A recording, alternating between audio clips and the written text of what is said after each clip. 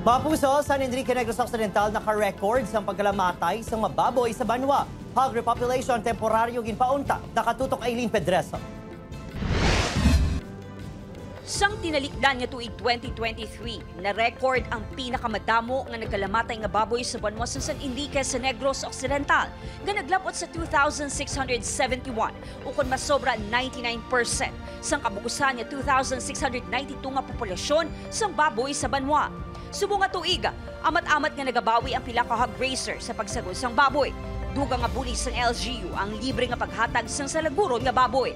Apa, ang hog repopulation temporaryo nga ginpakuntat matapos nagkalamatay ang pila ka mga baboy sa banwa.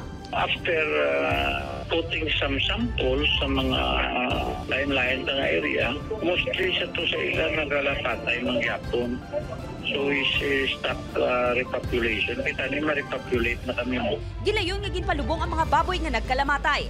Sunod sa Provincial Veterinary Office, kalabanan sa mga baboy nga nagkalamatay, tugas na nagkalain-lain nga balatian dalas ng pagbago nga tiyempo. Ang reported nga mga mortalities na patay tungod sa starvation, hypothermia, pneumonia, mga lupot, so na-dehydrate. Bungod wala nakuhaan sang blood samples, wala makumpirma kung apektado ang mga inisang ASF.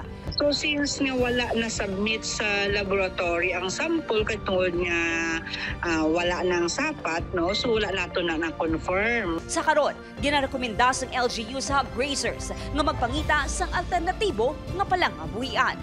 Upod kay Ruel Banggoy, Aileen Pedreso, One Western Science.